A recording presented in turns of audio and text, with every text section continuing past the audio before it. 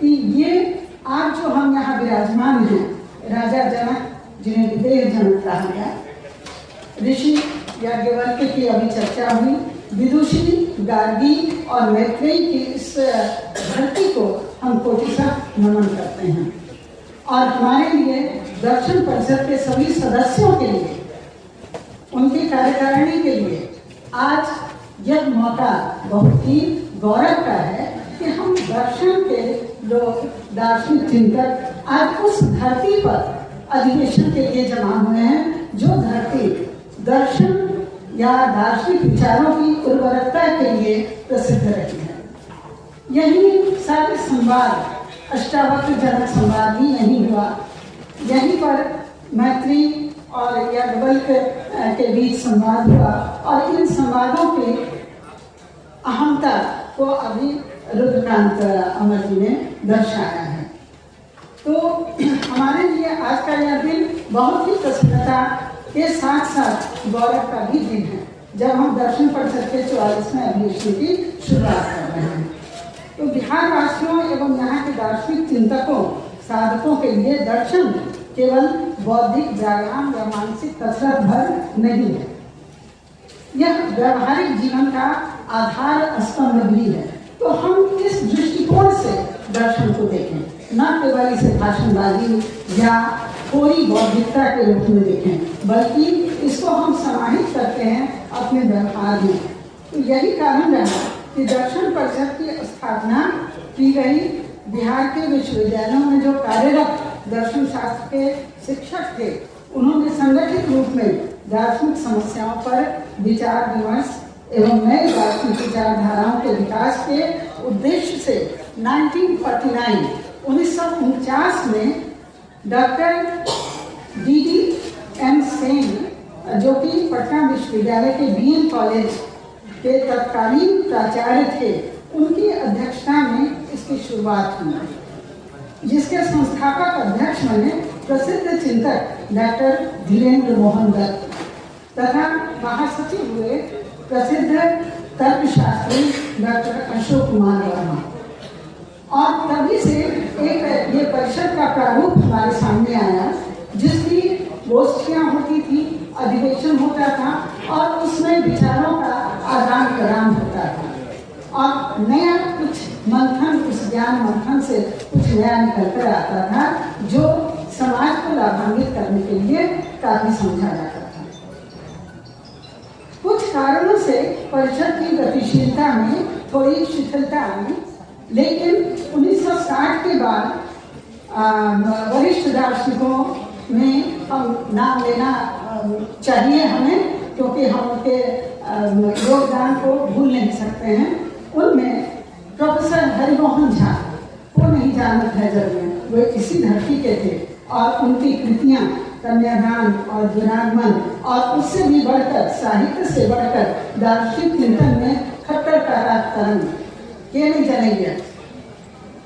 सबका अपना सबका मालूम है ई बात जे खट्टर टका के तरंग एक हास्य रचना है, किंतु ओइमें गंभीर दार्शनिक वाद प्रतिवाद है। अगर कभी मौका लगे आपको तो आप जरूर उसको पढ़िए। तो इसे गतिशील बनाने, इसकी शिथिलता को गति प्रदान करने में प्रोफेसर हरिमोहन झा, प्रोफेसर नित्यानंद मिश्र भागलपुर से ही रामजी सिंह, प्रोफेसर रामजी सिंह जो आज विश्व पितामह कहे जाते हैं दर्शन के, हमारे बीच नहीं हैं, अभी उपस्थित नहीं हो पाए स्वास्थ्य की वजह से, लेकिन मैं हर जगह आज उनकी उपस्थिति महसूस कर रही हूँ। ये अनुभूति हो रही है कि प्रोफेसर रामजी सर का आशीर्वाद, उनका वरद हस्त ये अप्रत्यक्ष रूप से हमेशा हमारे साथ है। तो इन सब की कितने सारे नाम हैं जिनकी प्रेरणा से इसकी गतिशीलता आज भी निरंतर बनी हुई है और परिषद के बढ़ते कदम आज 44वें पायदान पर पहुंच चुके हैं। इसके लिए आप सबको बधाई। आज इस बात की प्रसन्नता है कि बिहार दर्शन परिषद सोसाइटीज एक्ट ये आप नई पीढ़ी को नहीं मालूम होगा, इसलिए मैं थोड़ी बातें इसके बारे में बताना चाहती हूँ कि बिहार दर्शन परिषद पहले कहा जाता था बिहार दर्शन परिषद, और उसकी सोसाइटीज एक्ट, और उस एक्ट 21/1860 के अधीन 1 जनवरी 2015 से इसका निबंधन दर्शन परिषद बिहार के नाम से हो गया। परिषद का अपना खाता भी है सिंडिकेट बैंक में, सिंडिकेट बैंक पटना में, और परिषद का नियमित रूप से ऑडिट भी होता है, बिल्कुल नियमित ऑडिट होता है, हो रहा है। तथा ICTR भारतीय राजनीतिक अनुसंधान परिषद दिल्ली से भी इसे आर्थिक सहयोग मिल रहा है, प्राप्त हो रहा है। पहले ये नहीं आता था, लेकिन अभी अब आ रहा है। तो इसके लिए हम दर्शन परिषद के पूर्व अध्यक्ष सर को बहुत धन्यवाद देते हैं और आभार प्रकट करते हैं। हमें गर्व इस बात का है कि परिषद के अधिवेशनों का आयोजन नियमित रूप से बिहार के विभिन्न विश्वविद्यालयों में हो रहा है। इन अधिवेशनों में व्याख्यान मालाएं आयोजित की जाती हैं, जो कुछ स्पॉन्सर्ड भी होती हैं। संगोष्ठियों का आयोजन होता है, जिसमें कि आधुनिक विषय, कंटेम्परेरी समसामयिक विषय और प्राचीन दार्शनिक विचारों पर भी संगोष्ठियां आयोजित होती हैं, तथा दर्शन की विभिन्न विधाओं से संबंधित वैज्ञानिक सत्रों का भी आयोजन होता है, जिसमें बड़ी संख्या में शोध पत्रों का वाचन होता है और कई पुरस्कार भी इसके लिए दिए जाते हैं। एक पुरस्कार परिषद की ओर से लाइफ टाइम अचीवमेंट अवार्ड भी होता है। तो इस वर्ष यह पुरस्कार हमारे बीच उपस्थित हैं प्रोफेसर नरेश प्रसाद तिवारी, जिन्हें हम दर्शन व्यास भी कह सकते हैं। इन्होंने इतनी पुस्तकें लिखी हैं जिससे कि दर्शन के छात्र और छात्राओं को बहुत ही लाभ मिला है। दिखने में बिल्कुल सरल हैं, बहुत कम बोलते हैं, लेकिन बोलती है उनकी कलम। उनकी कलम में इतनी ताकत है कि उन्होंने किताबों का ढेर लगा दिया है। तो इस बार का लाइफ टाइम अचीवमेंट पुरस्कार sir professor Naresh Tiwari sir को दिया जाता है।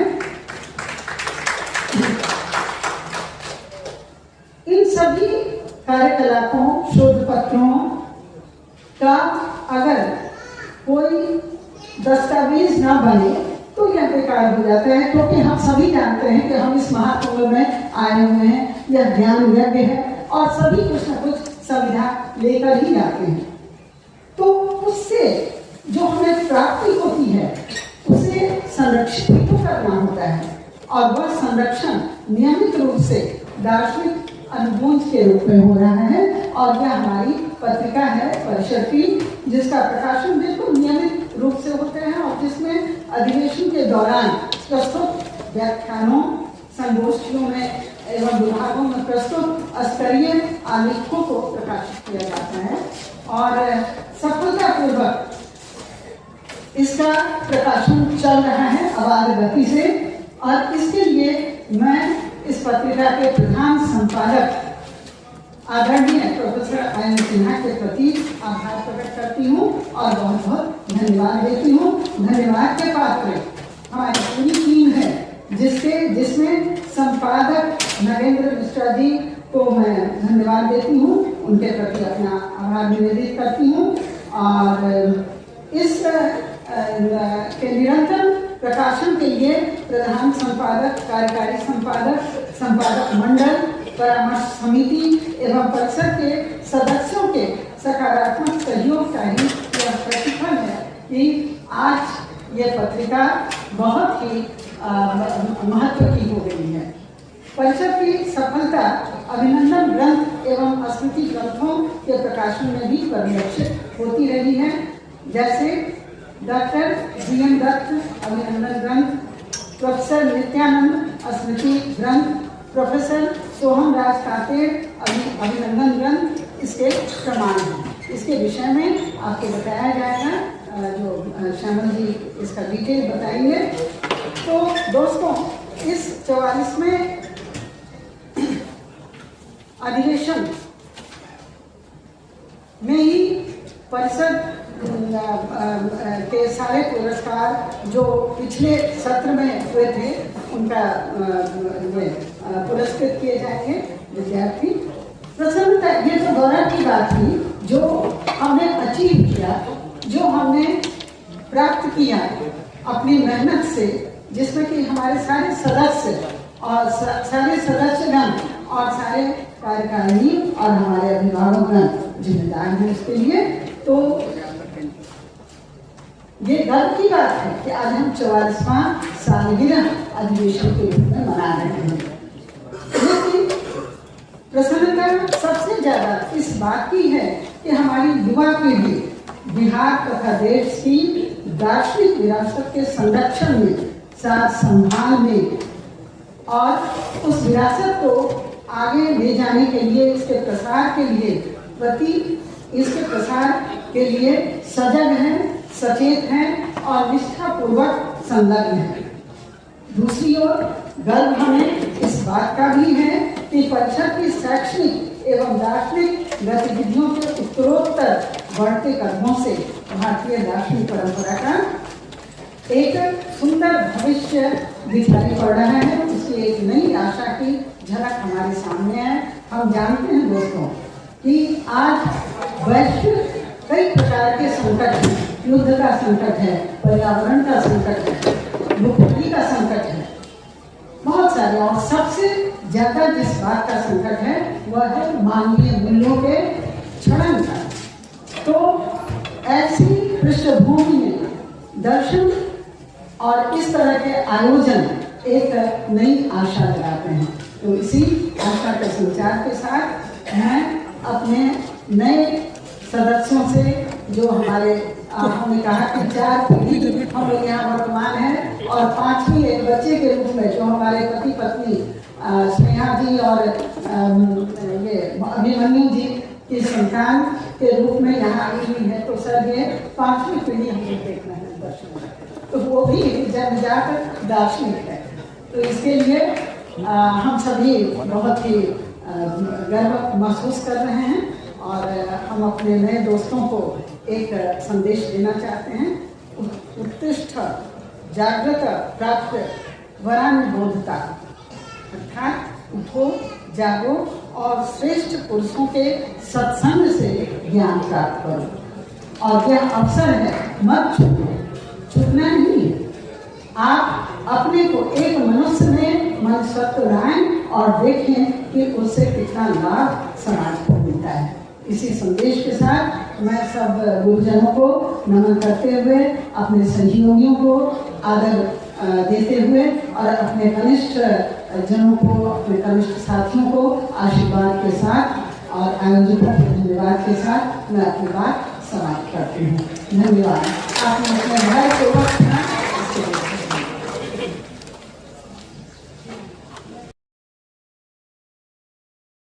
आभार। दर्शन सुनना और दर्शन को अंगेजना बगैर धैर्य से संभव नहीं।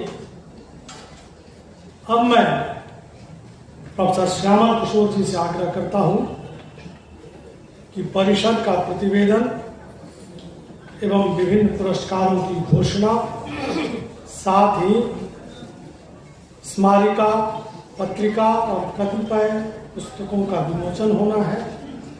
इन कार्यों का संपादन आप करें, लेकिन समय प्रबंधन का भी ध्यान रखते हुए। श्यामा किशोर।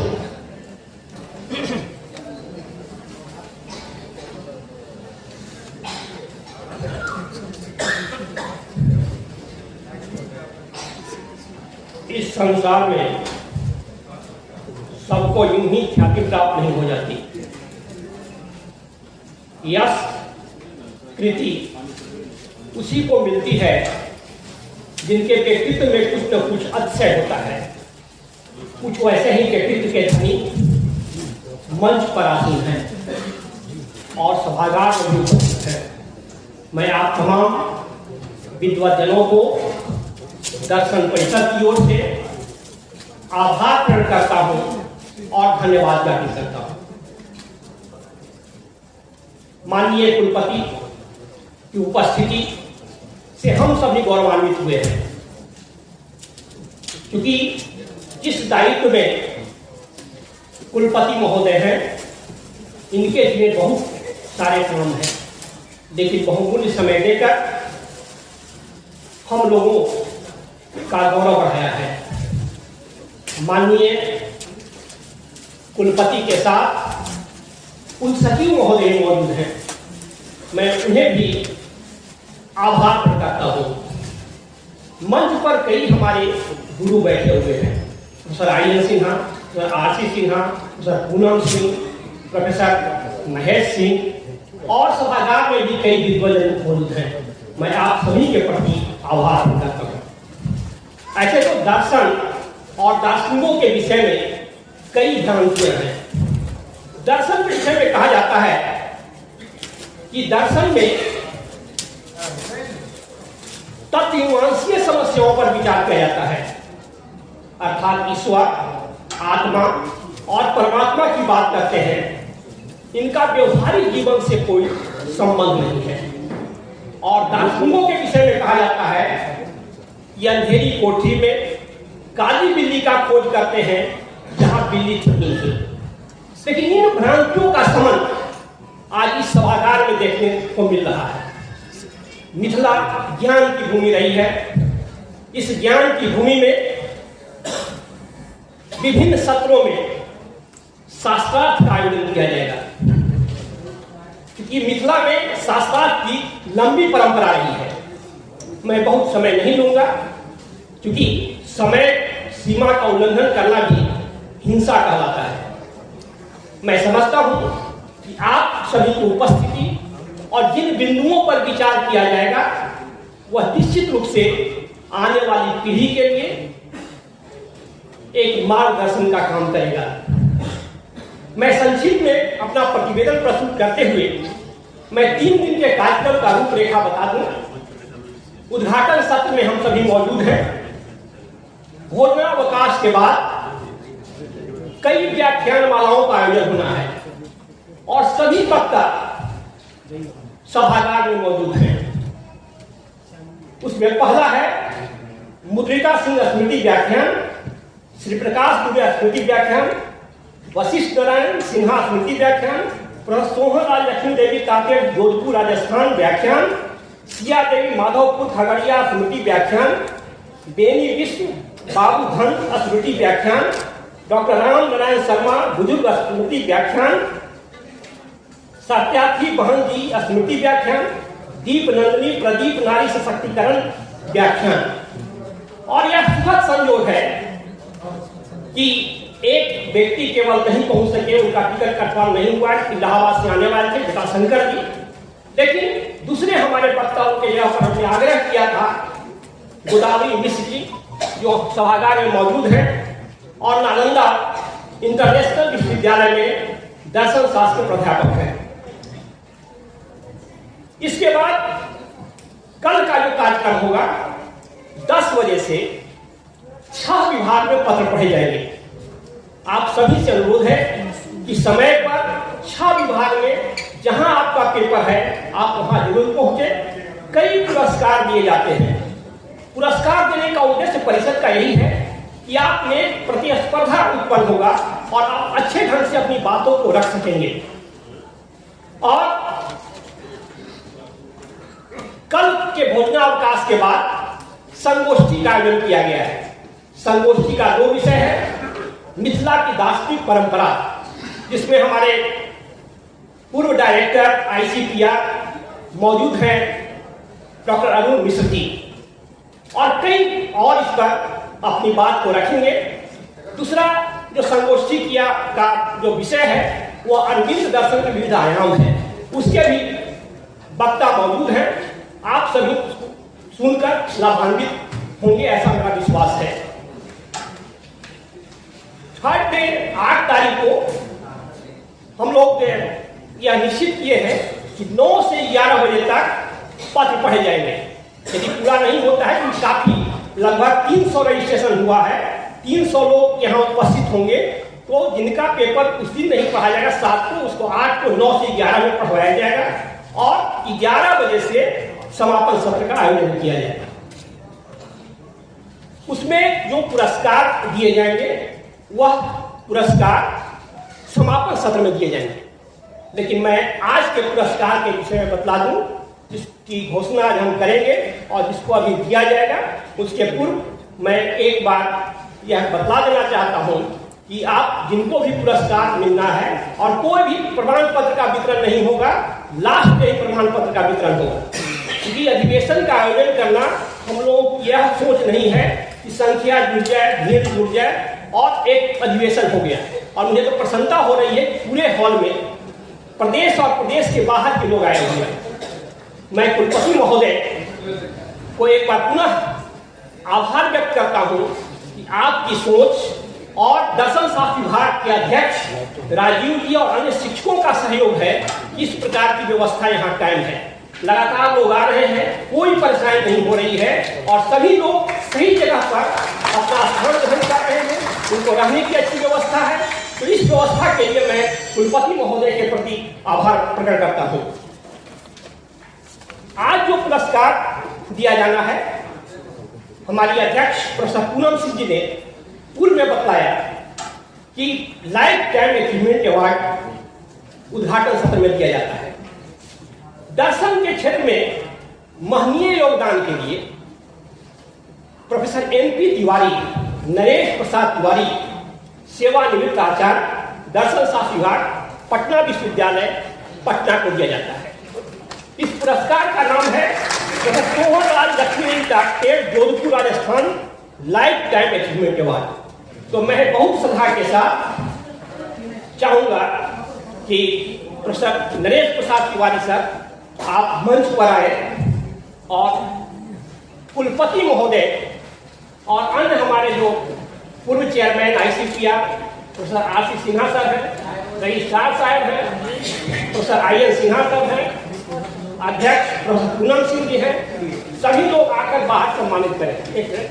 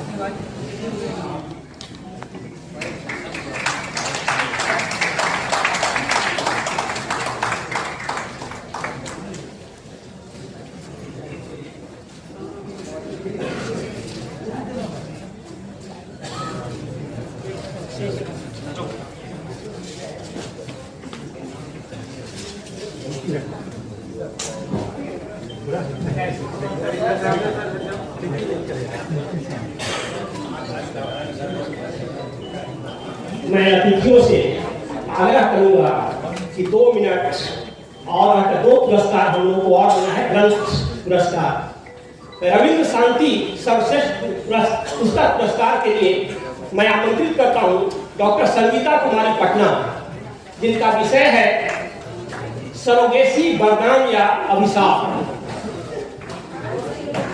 सरोगेसी वरदान या अभिशाप की लेखिका डॉक्टर संगीता कुमारी जहां भी सभागार में है मंच पर आ जाए और पुरस्कार ग्रहण करें। दूसरा है महात्मा ज्योतिबा फुले एवं स्वामी विवेकानंद का समाज दर्शन, डॉक्टर वर्षा किरण भागलपुर से है। इनको दिया जाएगा प्रोफेसर सोहन लाल लक्ष्मी देवी ताकेर, जोधपुर, राजस्थान पुरस्कार। दोनों बारी बारी से आ जाए। जाइए आगे देखिए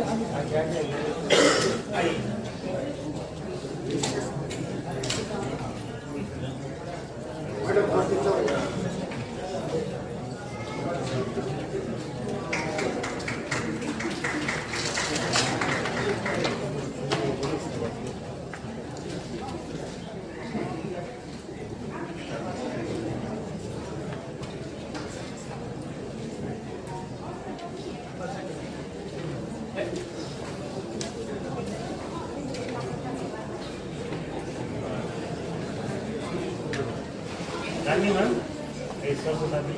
रानी मैम।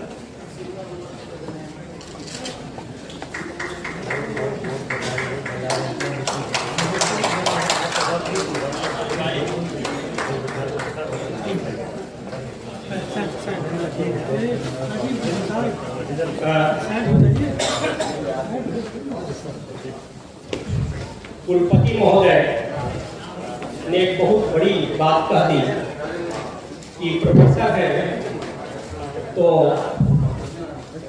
पैसा लेकर आप क्या करें, उसमें भी आप दर्शन के प्रोफेसर हैं।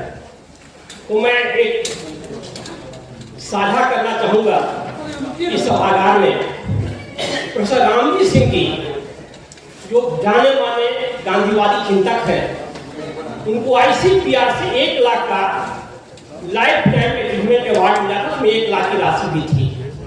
सर ने वही घोषणा किया कि मैं 1 लाख के साथ 10 रुपया मिलाकर दर्शन परिषद बिहार को डोनेट करना चाहता हूँ, और उन्होंने चेक दे दिया। और उनकी एक ही इच्छा है कि बिहार दर्शन परिषद की एक भव्य बिल्डिंग पटना में बने। आप लोगों का सहयोग रहा, आप सभी का आशीर्वाद रहा, तो वह भी काम पूरा होगा, क्योंकि एक ऐसे संत की वाणी है जो कभी मिथ्या नहीं होगा, मुझे विश्वास है। इसी कड़ी में पुस्तक विमोचन के साथ साथ असबारिका और दार्शनिक अनुबंध का विमोचन होना है।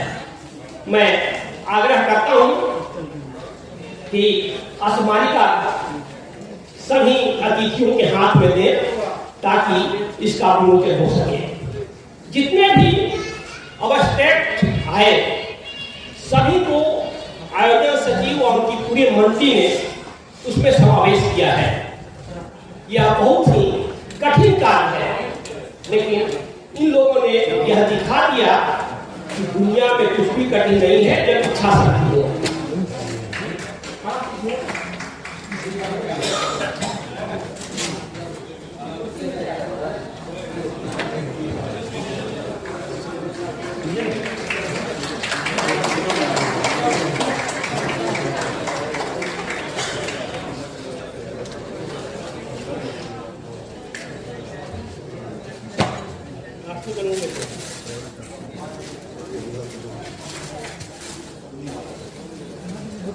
अब मैं अतिथियों से आग्रह करूंगा कि दर्शन परिषद की आत्मा, इसकी शोध पत्रिका दार्शनिक अनुबंध का विमोचन आप सबों के हाथ में होगा।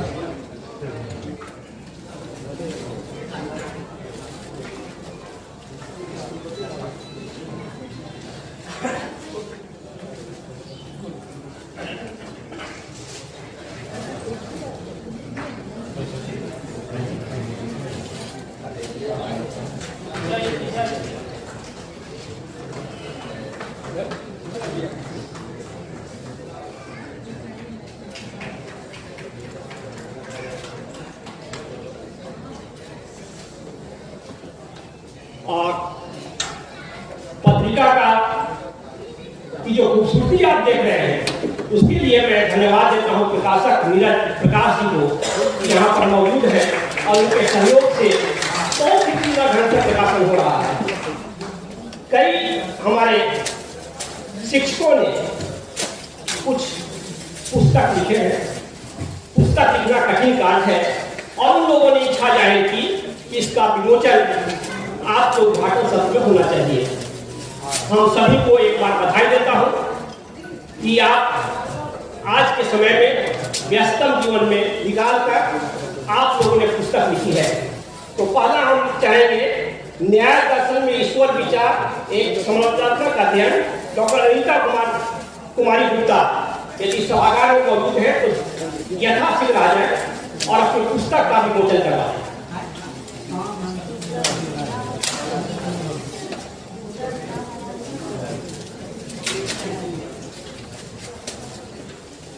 इसके बाद शंभू पासवान जी यदि हो तो वे भी आ जाए।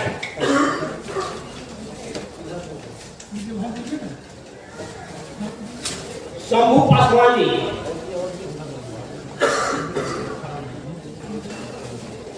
शंभू पासवान की पुस्तक है वेदों में पर्यावरणीय चिंतन। ये भागलपुर से आए हैं इनकी किताब का शीर्षक है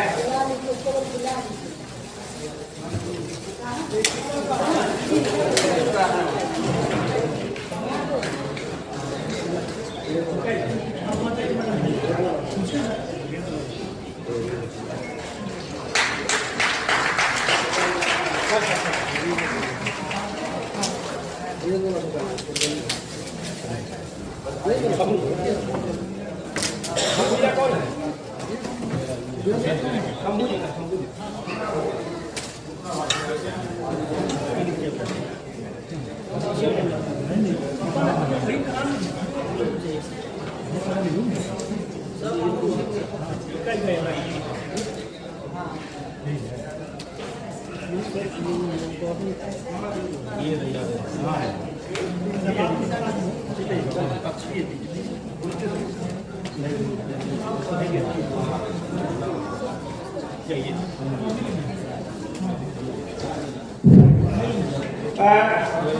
स्वामी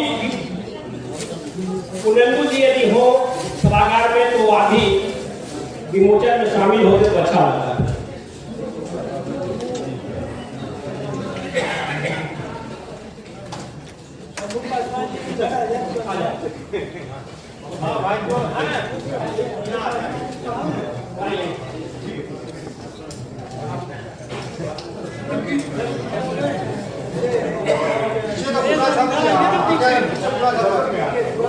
अरे भाई आगे से पीछे आइए ना।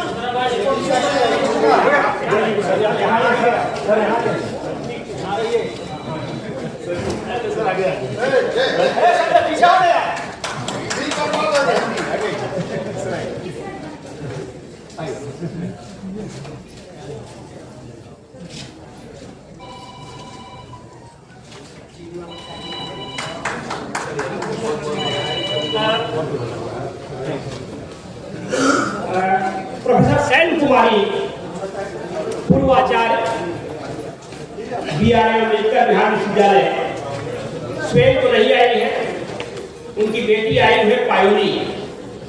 उनसे आग्रह किया जाए। उनकी पुस्तक का शीर्षक है स्वामी विवेकानंद के समाजशास्त्रीय और दार्शनिक विचारों का समीक्षात्मक अध्ययन। पायोली जहां भी है यथासिद्ध मंच पे आ जाए और पुस्तक का लोकार्पण करवा लें।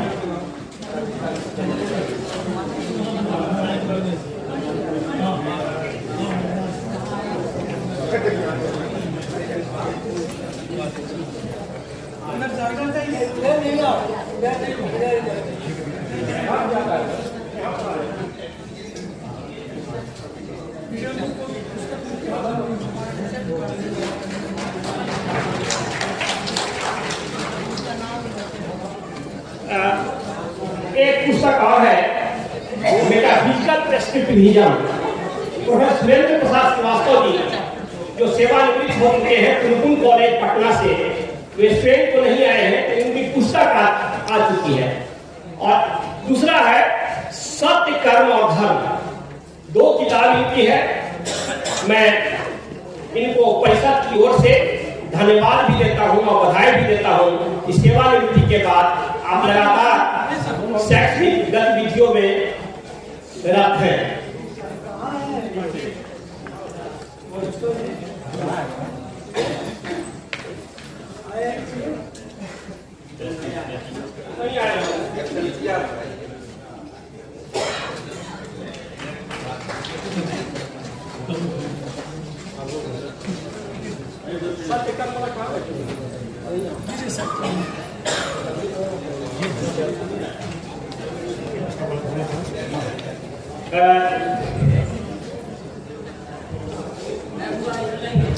पुरस्कार और विमोचन का कार्य संपन्न हुआ।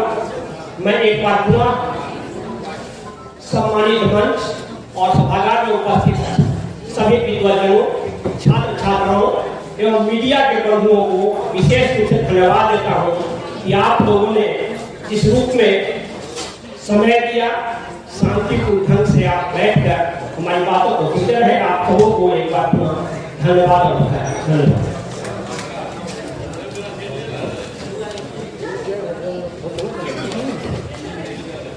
बहुत बहुत धन्यवाद प्रोफेसर श्यामल किशोर जी। अब हम सब संबोधन सत्र में प्रवेश करी। जैसा कि हम सबों ने देखा कि मंच पर इस विश्वविद्यालय के और दूसरे विश्वविद्यालय के प्रधानाचार्यों को भी सम्मानित किया गया है। प्रतिनिधि के तौर पर 2 मिनट के लिए बीआरडी कॉलेज समस्तीपुर के प्रधानाचार्य वीरेंद्र कुमार चौधरी जी से आग्रह करता हूं कि आए और अपना संबोधन रखें।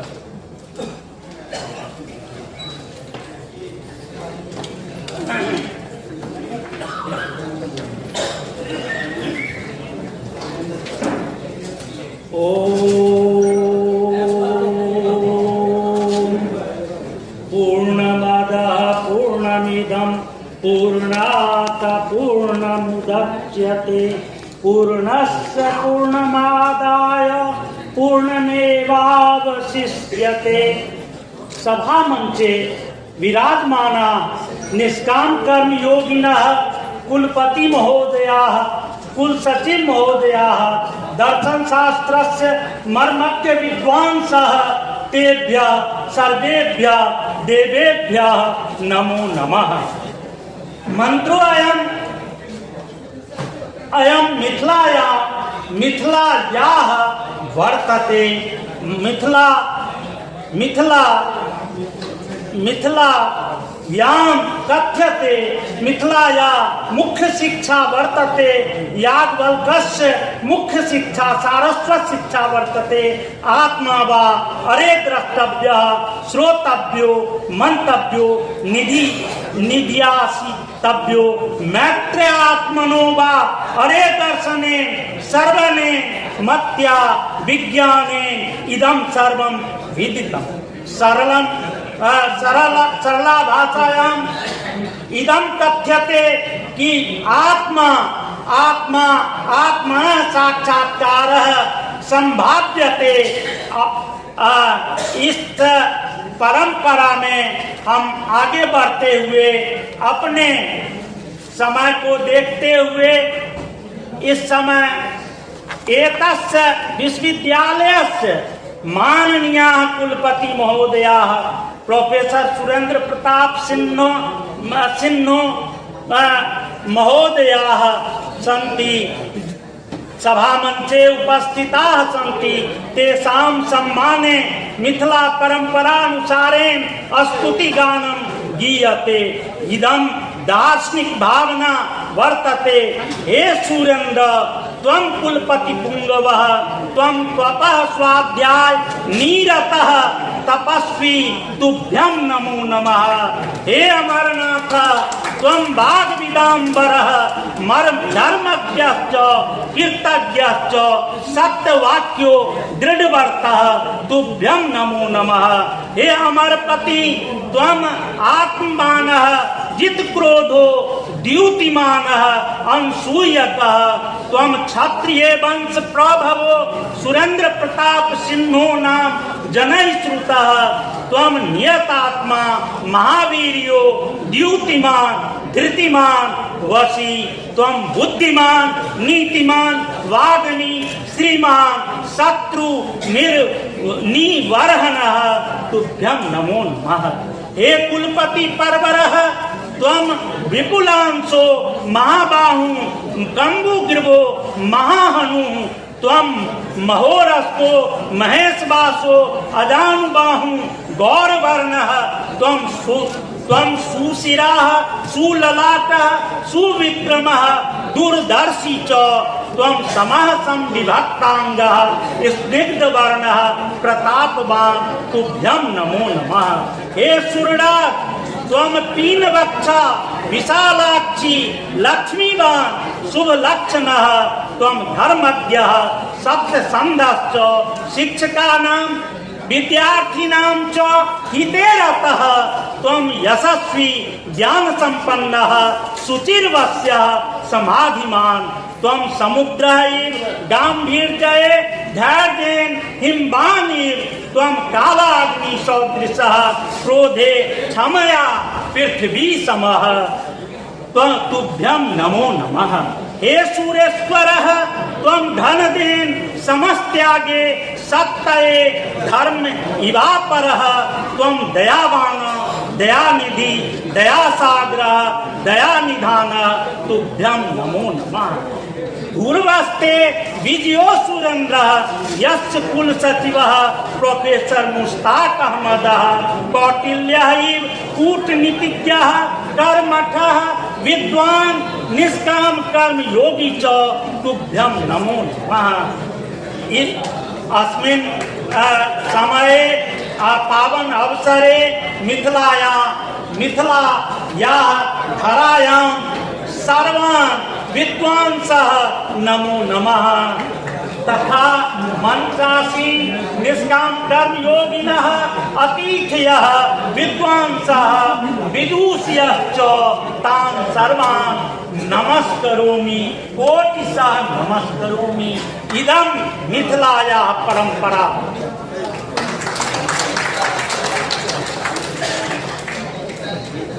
बहुत बहुत धन्यवाद। बैड और बिहाइड मंजुल समन्वय करे और संभाषण संपन्न केलें। चौधरी जी के पुनः धन्यवाद। अब मैं डॉक्टर विनय कुमार चौधरी जी से आग्रह करता हूँ।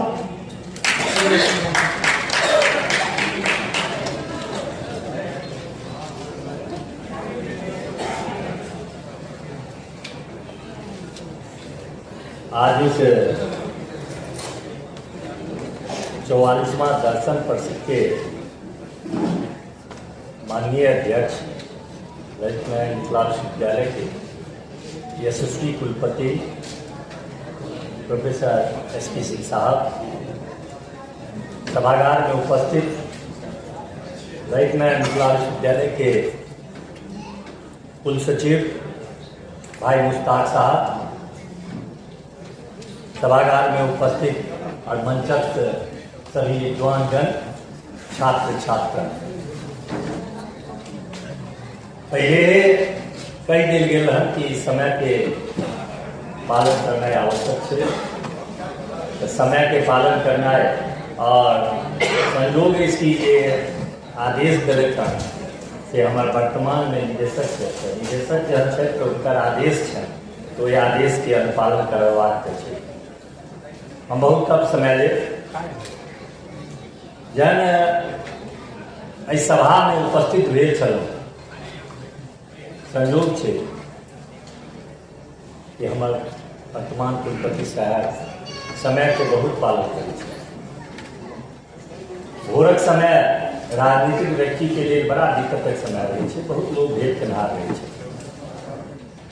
तो हम उनका समय देख ले रहे 10:30 बजे वो आता, तो हमारा रहा कि 10:30 बजे निश्चित चले जाता।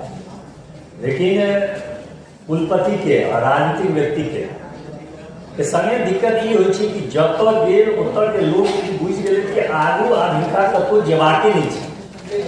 इस सबसे बड़ा समस्या है।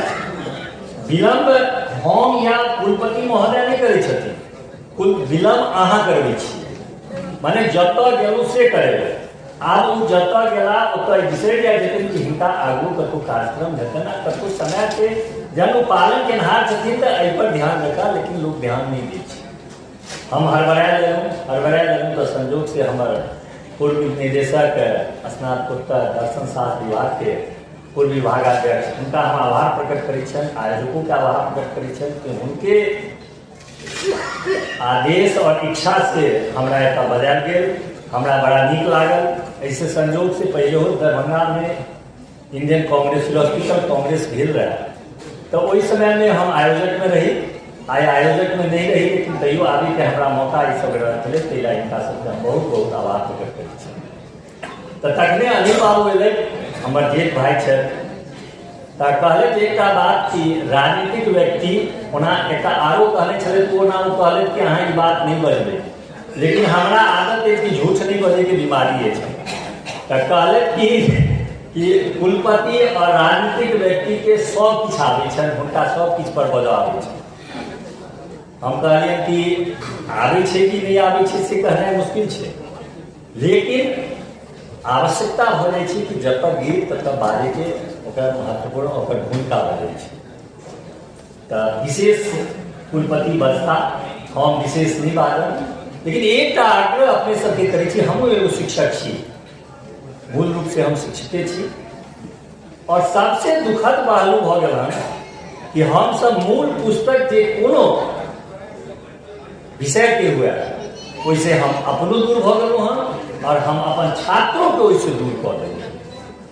और एतऽ तमाम विद्वान सब छै, एक पर एक विद्वान सब मंच पर उपस्थित छै, संगे हमहूँ सब विद्वान आदमी छी। मूल पुस्तक के तरफ अपनो चली और संगे छात्र के सेहो प्रेरित करी।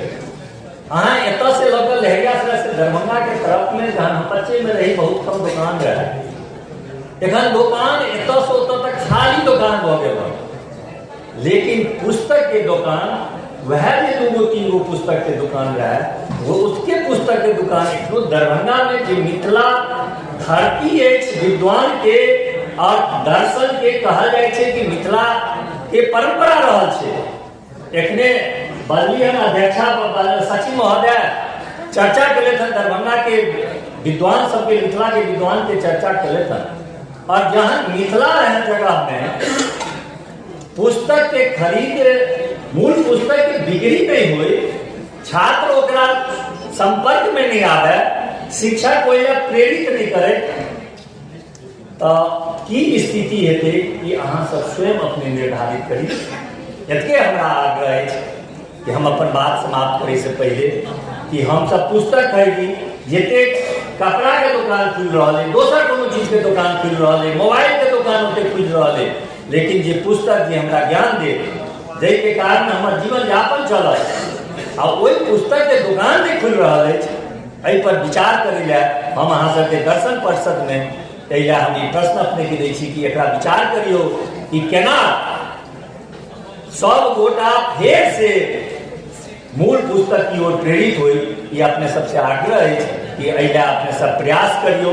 सब प्रयास अपने बिहार दर्शन परिषद तरह तरह के बात तक केले थन, ये गतिविधि देखलू हन, सेहो से लगी कि बड़ा कर्मशील परिषद है, लेकिन हो प्रयास हुई से हमरा अपने लग से आग्रह है। बहुत बहुत धन्यवाद। अहाँ बजलो, अहाँ हमर ध्यानपूर्वक बात सुनो, लेकिन सुन के खाली चल नहीं जाए, क्या कि भारत देश के भविष्य के लिए हमरा आग्रह है कि सब आदमी मूल पुस्तक के तरफ चली। बहुत बहुत धन्यवाद। बहुत बहुत आभार। अब अधिवेशन के प्रधान सभापति प्रोफेसर निर्मला झा जी से निवेदन कि अपनी बात रखें। प्रोफेसर निर्मला झा। मैडम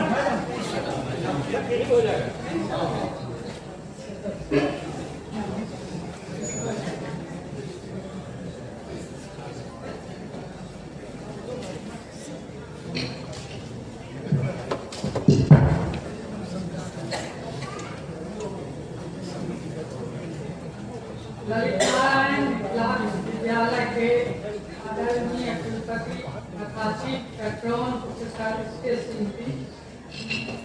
विश्वविद्यालय के प्रतिकुलपति तथा पेट्रोन प्रोफेसर डॉली सिन्हा जी, कुल सचिव प्रोफेसर मुश्ताक अहमद जी, विश्वविद्यालय के विभागाध्यक्ष तथा कन्वेनर प्रोफेसर रुद्रकांत अमर जी, अधिवेशन के ऑर्गेनाइजिंग सेक्रेटरी राजीव कुमार जी, दर्शन परिषद के सचिव प्रोफेसर श्यामल किशोर जी, दार्शनिक पत्रिका अनुकूल के प्रधान संपादक प्रोफेसर IN सिन्हा जी, पूर्व chairman ICPR new Delhi professor RC Sinha ji, अध्यक्ष दर्शन परिषद प्रोफेसर पूनम सिन्हा जी, यहाँ उपस्थित सभी पूर्व विभागाध्यक्ष प्रोफेसर सुनील चंद्र मिश्रा तथा प्रोफेसर अमरनाथ भाजी, दर्शन परिषद के 44वें अधिवेशन को संबोधित करते हुए मैं अपने को गौरवान्वित महसूस कर रही हूँ एवं अपार हर्ष का अनुभव हो रहा है। आज के अधिवेशन का मुख्य विषय है भारतीय दर्शन का समग्रात्मक दृष्टिकोण।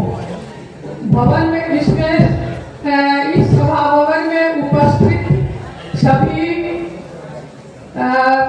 डेलीगेट्स और वरिष्ठतम तथा कनिष्ठ जितने भी प्रतिभागी तथा शिक्षक गण हैं उन सभी को भी मेरा धन्यवाद।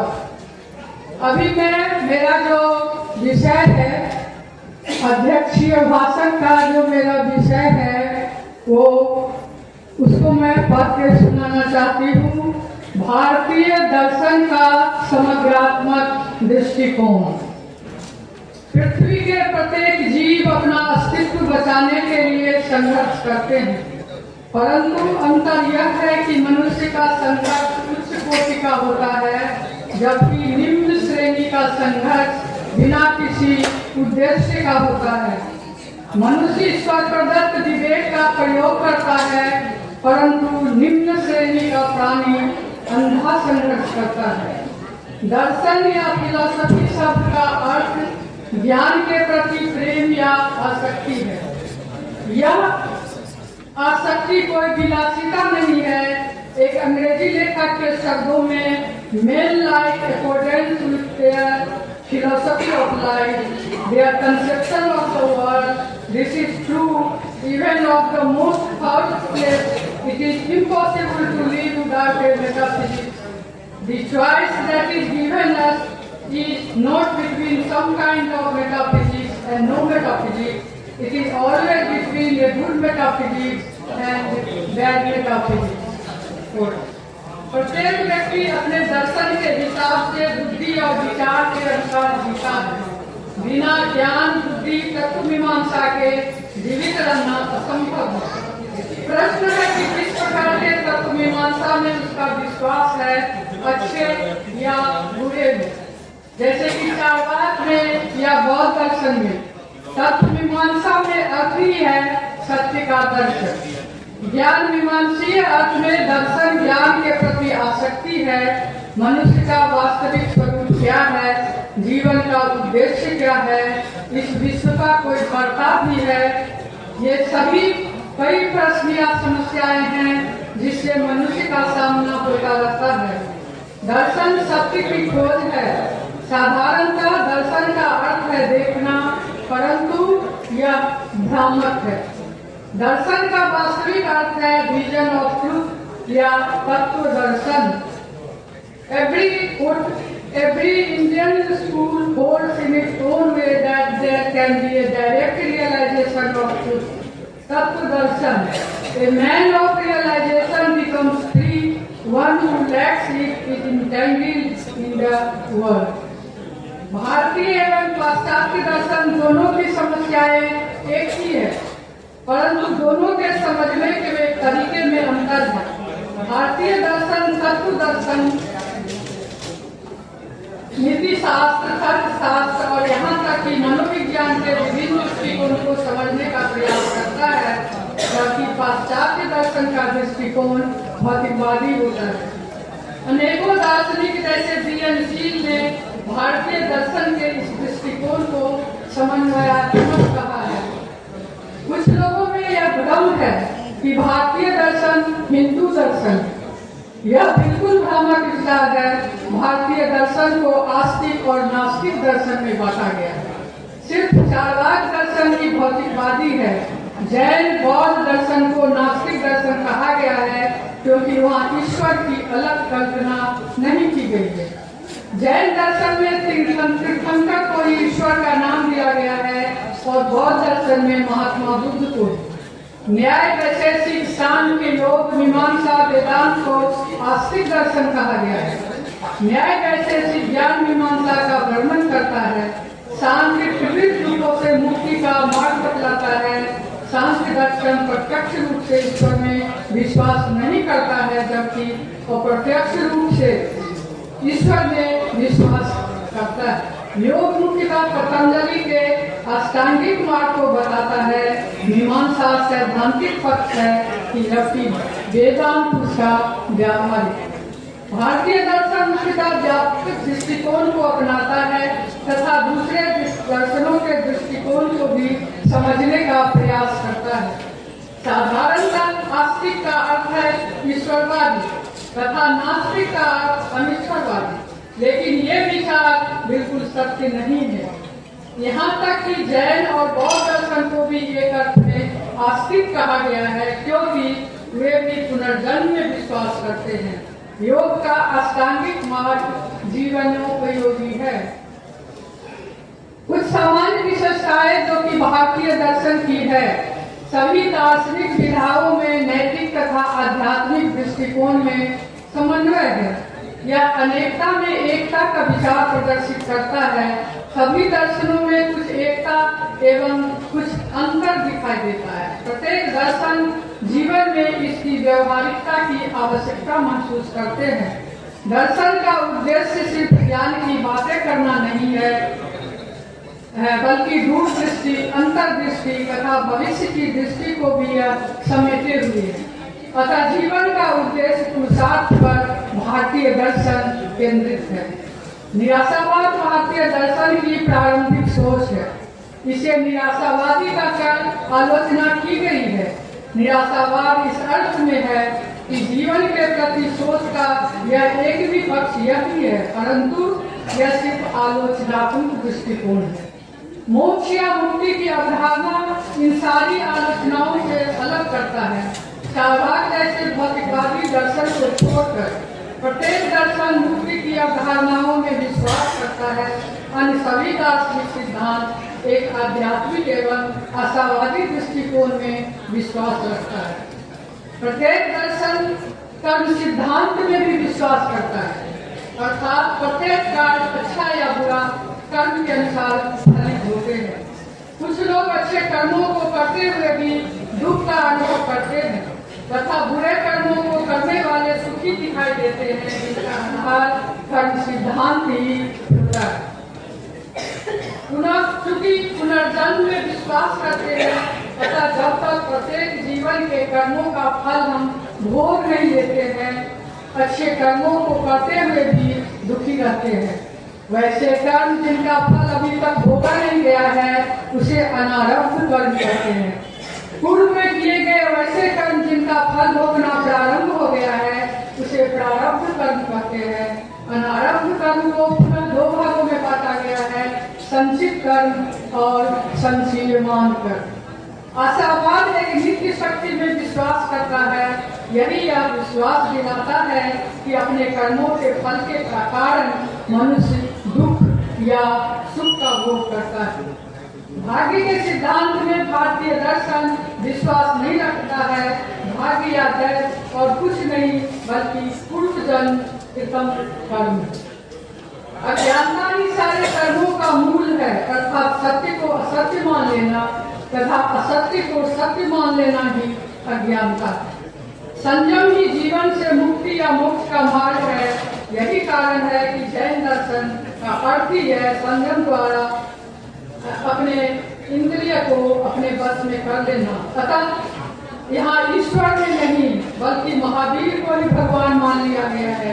बौद्ध दर्शन में भी गौतम बुद्ध को ही ईश्वर माना गया है। इन सारे भ्रामक विश्वासों को दूर करने का एकमात्र साधन ध्यान या मेडिटेशन है।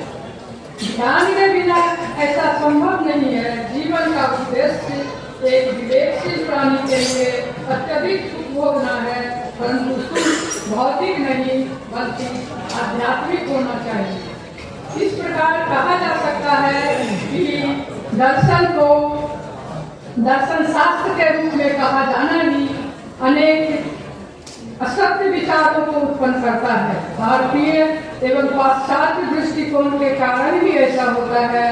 दर्शन का अर्थ देखना या वास्तविकता को देखना है। लोगों की सहज भावना होती है कि वे वास्तविक को अवास्तविक, और अवास्तविक को वास्तविक समझ लेते हैं। इसी को यहाँ तक समझाने का जहाँ तक प्रयास किया गया है। बस, धन्यवाद।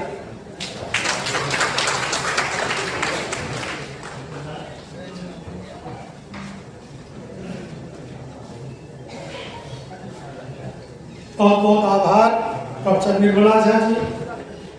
अब मैं इस अनुरोध के साथ अगले वक्ता को आमंत्रित करूंगा कि माननीय कुलपति को 2 बजे कहीं और उपस्थित होना है। Professor I N. सिन्हा जो अभी प्रणोगुंज पत्रिका का इस अंक का विमोचन हुआ है उसके प्रधान संपादक हैं, उनसे विनम्र अनुरोध करता हूँ कि अपनी बातों को रखें। Professor I N. सिन्हा।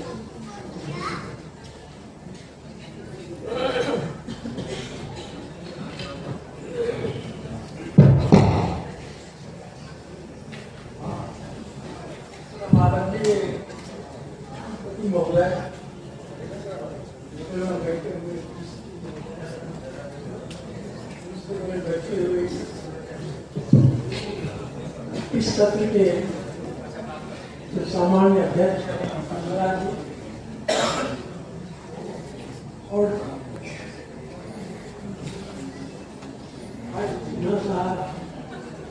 महेश जी,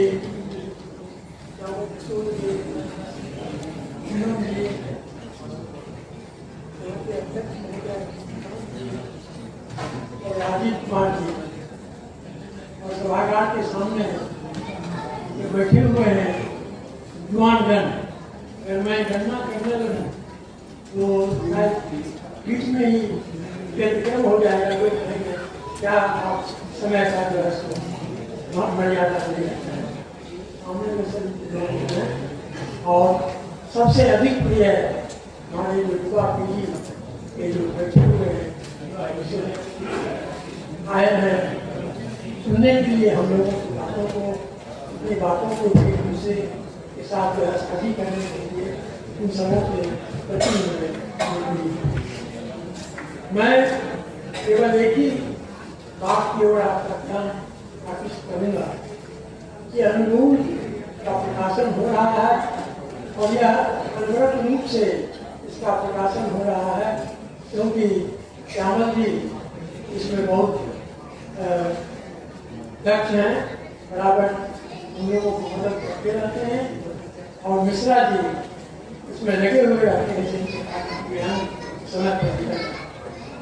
लेकिन मुझे तो एक ही बात की है कि कोई भी इस पत्रिका को पढ़ने के बाद अपनी प्रतिक्रिया नहीं दे सकते। जो निबंध इसमें आए हैं वो निबंध कैसा है, मान रखा है या नहीं, क्या ऐसे निबंधों को इसमें नहीं प्रकाशित करना चाहिए, उनका ये आकलन होना चाहिए, ये समीक्षा होनी चाहिए। इस तरह का जो निबंध निकल रहा है वह आपकी दृष्टि में प्रकाशित होने लायक है या प्रकाशित लायक नहीं, या अपनी समीक्षा भी प्रकाशित होने लायक है या नहीं, तो हम लोग निर्णय करें। लेकिन आपकी जो अपनी समीक्षा है निबंध के बारे में ये जरूर आप भेजा करें ताकि हम लोगों को लगे कि अनुकूल जो दिशा है तो ठीक जा रही है। मुझे ऐसा लगता है कि एक मिल प्रतिक्रिया मेरे पास में 2-3 अंक पहले मैंने लिखा था कि आपकी जो प्रतिक्रिया होगी तो हमारे लिए बहुत सरल साधन होगा जिसके आधार पर अनुकूल को और हम परिष्कृत कर सकें, परिमार्जित कर सकें और अच्छा होने बना सकें ताकि यूजीसी भी इसको मान ले। मान्यता इसको नहीं मिली है लेकिन मिलने वाली है, इसलिए आपसे यही आग्रह रहेगा कि आपका निबंध होना चाहिए, उस कोटि का होना चाहिए और अपनी प्रतिक्रिया मेरे पास भेजते रहें। जो उच्च कोटि का निबंध है उसका एक विशेषांक बना है यूजीसी में ताकि इसको जो है आपके नेशनल लेवल हो जाए। बिना आपके सहयोग के ये संभव नहीं है। मुझे यहाँ आपने निमंत्रण दिया, मैं अपने आप को गौरवान्वित महसूस करता हूँ कि हमारी विद्यार्थी के कला की बात मैं सुन रहा था एक आज के भाषण में। आज से मैं चला गया बहुत मेधावी थी, लेकिन मैं ये नहीं जानता था कि मेरे समाज से अच्छे भाषण नहीं है और मैं स्वीकार होऊंगा। और बहुत अनुभव किया, सफल अनुभव। साथ ही हमारे सामने बैठी हुई हैं, कुलपति भी रही हैं मगध विश्वविद्यालय के, मुंगेर विश्वविद्यालय में भारत रखते हैं। और इनको जब हमने एक बार कहा कि आपको दर्शन में आना चाहिए, तो मेरे साथ कुलपति गई। और इसके बाद मुझे लगता है कि कभी भी इसी सेशन को इन्होंने नहीं छोड़ा है। इससे ऐसा लगता है कि दर्शन की प्रगति में इनका कितना योगदान रहा है। आप सबों को मेरी ओर से धन्यवाद। आपने सुना, शुरू से अंत तक हम लोग आभार करते हैं कि इतना बिजी शेड्यूल जानते हैं कितना बिजी, और जो आदमी उनको ले जाता है जल्दी उनको छोड़ना नहीं है।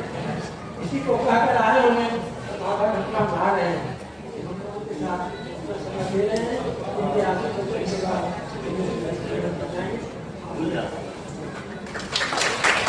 बहुत बहुत आभार सिन्हा साहब। और मैं डॉक्टर नागेंद्र मिश्र से आग्रह करता हूँ कि वे अपनी बात को रखें। डॉक्टर नागेंद्र मिश्र।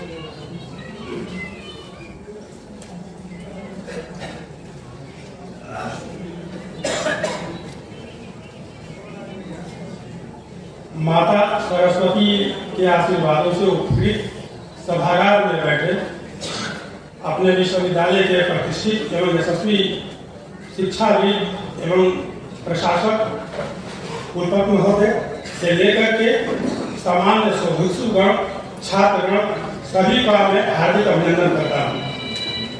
मेरे कहने का अभिप्राय यही है कि दो तरह की बातें मानव जीवन में प्रमुख होती हैं। पहली है जिज्ञासा और दूसरी है जिज्ञासा। जिज्ञासा में पार्श्विक प्रवृत्तियां पाई जाती हैं, जिज्ञासा में बिल्कुल विवेकशील प्रवृत्तियां पाई जाती हैं, जिसमें गवेषणात्मक प्रवृत्तियां प्रधान होती हैं। इन गवेषणात्मक प्रवृत्तियों के कारण हमें गवेषणात्मक उपलब्धियां प्राप्त होती हैं। वे गवेषणात्मक उपलब्धियां फिर से प्रबल पैदा करती हैं और फिर हम रिसर्च की ओर उन्मुख होते हैं और फिर आगे काम करते हैं।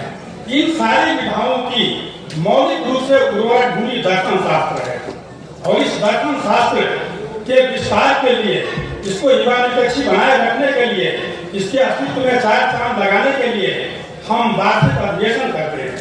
दर्शन प्रथम बिहार का मुख्य उद्देश्य है दर्शन का प्रचार प्रसार, दर्शन की उपयोगिता को सिद्ध करना और दार्शनिक भावनाओं को प्रसारित करना, उसको विस्तार रूप देना, उपयोगी रूप देना। तो दार्शनिक अनुरोध आपकी शोध पत्रिका है।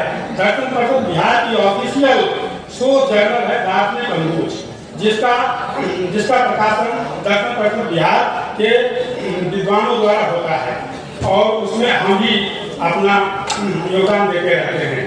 तो आप सभी से अनुरोध यही है, उसकी महत्ता को बनाने के लिए, दर्शन प्रथम बिहार के यश को अक्षुण्ण रखने के लिए आप लोग लेखन कार्य में इसी तरह लगे रहें जैसे पहले आप लगे रहते थे। और इसके विस्तार के लिए हमारे प्रधान संपादक प्रोफेसर आयुष सिन्हा जी कह ही चुके हैं। इन सारी बातों से बातें तो बहुत ज्यादा थी, समय बड़ी कम है। इन सारी बातों के साथ अंत में आपका फिर से हम अभिनंदन करते हुए आपका अभिवादन करता हूँ। बहुत बहुत आभार नागेंद्र बाबू। अब मैं डॉक्टर आरसी सिन्हा जी से आग्रह करता हूँ, बस प्रश्न आपको 5 मिनट अगर 5 मिनट रुको। डॉक्टर आरसी सिन्हा जी से आग्रह करता हूँ वे अपनी बात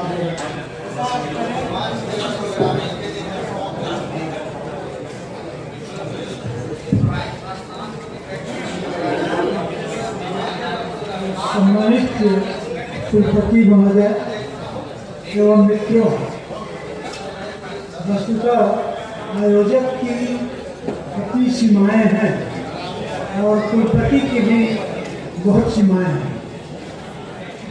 और अच्छा नहीं लगता कि कहीं और प्रोग्राम हो और उसको हम लोग विलम्ब करें। इसलिए मैं आपकी बात को फिर कभी आपके पक्ष में सामने रखूँगा और कुलपति महोदय से आग्रह है कि आप अपने वक्तव्य को सुनें। माननीय कुलपति महोदय,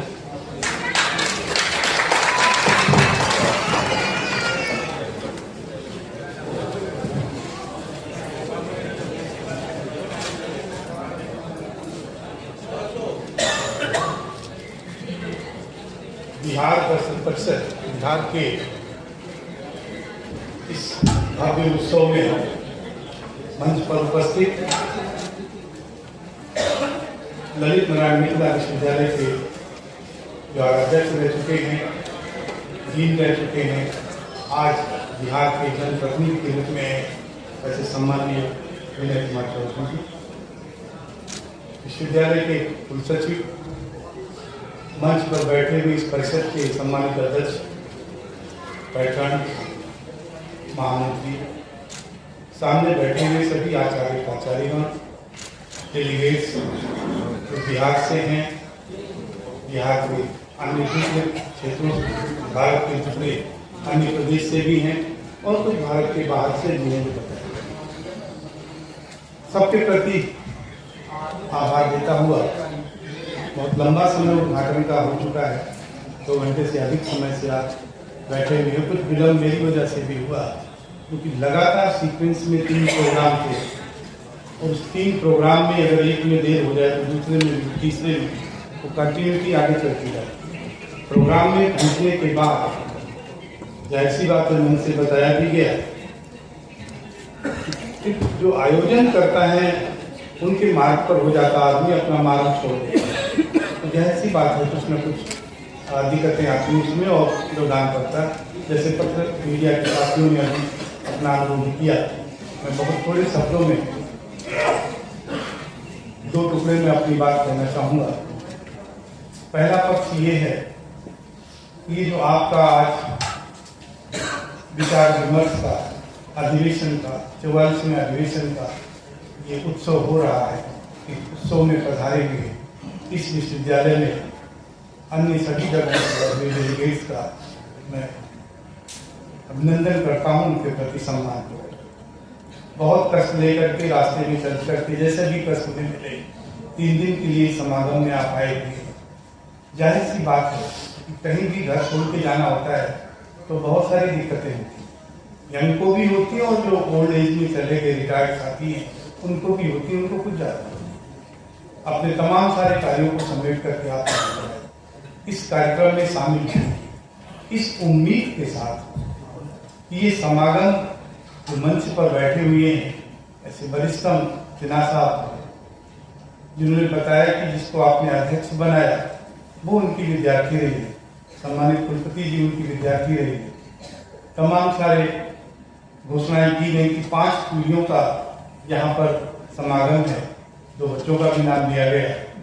जाहिर सी बात ये जो समागम हो रहा है इसका एक बड़ा उद्देश्य कोई होगा, कोई छोटा उद्देश्य नहीं है। आप इतनी सारी ताकत लगा करके इतनी सारी चीजों को मैनेज करते हुए यहाँ तक पहुंचे हैं, तो जाहिर सी बात है कुछ ऐसा आपको चाहिए जो आपके लिए चिंतन का विषय बने और उस पर यहाँ से जाने के बाद आप अपने साथियों के साथ, विद्यार्थियों के साथ, अन्य लोगों के साथ भी चिंतन करें। मैं सामान्य तरीके से जो सूचनाएं मेरे पास हैं, जो मैंने देखा है, जब मैं लखनऊ विश्वविद्यालय का कुलपति रहा तो तमाम सारे विषय हैं, बड़ा विश्वविद्यालय है, 25,000 विद्यार्थी कैंपस में रहता, विश्वविद्यालय का छात्र है और हॉस्टल में रहने वाले 13-14 हजार। जाहिर सी बात है कैंपस अगर एक हुआ और इतने लोग वहाँ के इनमेट्स हैं तो छोटी छोटी बातों पर आपका जिंदाबाद तो नहीं होता है, लेकिन दूसरा वाला बात लगातार होता चला जाता है। बातें कुछ नहीं है, अर्थ ये है इतनी सारी भीड़ में भी कुछ विषय ऐसे थे जिनमें लगातार छात्रों की संख्या घटती जा रही है और यहाँ तक घटने का सिलसिला आ गया कि डिपार्टमेंट में 28 प्रोफेसर हैं, फैकल्टी हैं और स्टूडेंट 12 हैं। यानी एक स्टूडेंट पर 2 से ज्यादा फैकल्टी काम कर रही है। जो मुझे बताया, जो चर्चा में आया कि ये बीमारी यहाँ भी, अब ये 28 तो नहीं हो सकता है क्योंकि बिहार में जो पीजी डिपार्टमेंट है उसे रैशनलाइज कर दिया गया। जो यूजीसी का फार्मूला है, 1 प्रोफेसर 2 एसोसिएट और 4 असिस्टेंट, जो 7 का फार्मूला है किसी डिपार्टमेंट के लिए इतना मिनिमम होना चाहिए, उसको भी बिहार में रैशनलाइज कर दिया गया। और कहीं 3 ही प्रोफेसर है, पद संयुक्त है, कहीं 4 का संयुक्त है, कहीं 5 का, ये पद ही नहीं है। तो वो चीज तो यहाँ नहीं हो सकती, लेकिन संख्या तो गिरती हुई हो रही हो। आप ऐसे समझिए कि अगर ये संख्या गिरेगी कभी, तो प्रति विद्यार्थी जो गवर्नमेंट की कास्ट है उस सब्जेक्ट को प्रोड्यूस करने की, वो क्या होगी, एक तरफ बढ़ती चली जाएगी। ये कास्ट का वो छोड़िए थोड़ी देर के लिए, लेकिन दूसरा फैक्टर भी बनता है कि कहीं न कहीं चिंतन इस बात पर भी होना चाहिए। इतनी सारी पीढ़ियों का, जो 5 पीढ़ी के लोग हम यहाँ पर हैं, ये चिंतन इस बात पर होना चाहिए कि जो संख्या लगातार विद्यार्थियों की गिरती जा रही है, वो रुकेगी कैसे और बढ़ेगी कैसे, ये विषय होना चाहिए। इससे सुंदर और कोई समूह नहीं हो सकता है जिसमें 3, 4, 5 पीढ़ियों के लोग हैं। तो हर पीढ़ियों के समय के लोग अगर हैं तो उनका कोई मौलिक चिंतन हो।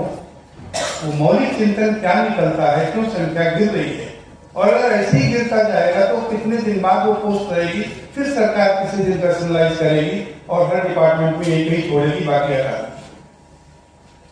क्योंकि जस्टिफिकेशन चाहिए बात, वो जस्टिफिकेशन क्या बनता है, ये गंभीर विषय है। मैं तो अनुरोध करूंगा अगर ऐसा बनता है तो इस विषय को उठाया जाना चाहिए, इसमें स्थान दिया जाना चाहिए, एक सत्र इस विषय पर होना चाहिए।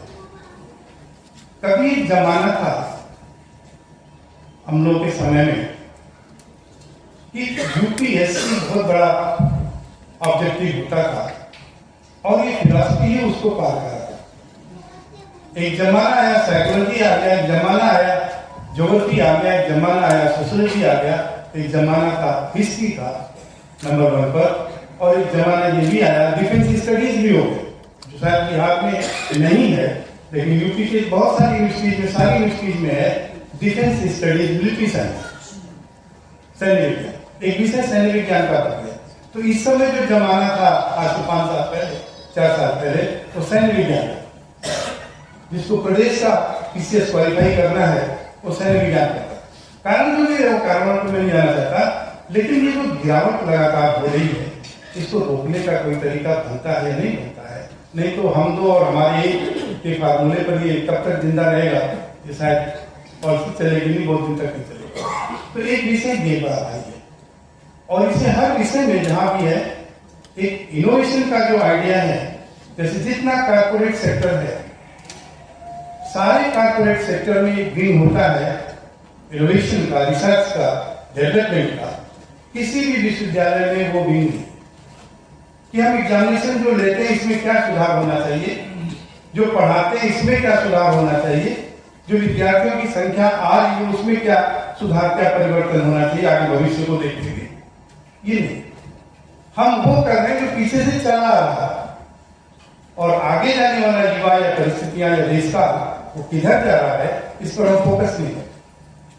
हम इसी को बहुत अच्छा मानते हैं। पूरे हिंदुस्तान भर के सेमिनार का अगर आप देखेंगे तो यही फॉर्मेट होगा जो आपका किसी भी से 4 से 10 सेवा, कुछ सेशंस, कुछ गेस्ट लेक्चर, स्पेशल लेक्चर, इसके अलावा कोई फॉर्मेट पोस्टर कंपटीशन, कुछ ऐसे कंपटीशन पूरे हिंदुस्तान भर में, इसके अलावा कहीं भी सेमिनार का कोई ना आगे जिंदा रहने के लिए सब्जेक्ट जिंदा रहे, सब्जेक्ट में ग्रेविटी हो, सब्जेक्ट में क्वालिटी हो, सब्जेक्ट में क्वांटिटी हो, इसको कहीं से मैच्योर करने के लिए कोई प्रोजेक्शन या कोई स्टडी, कोई रिपोर्ट हो,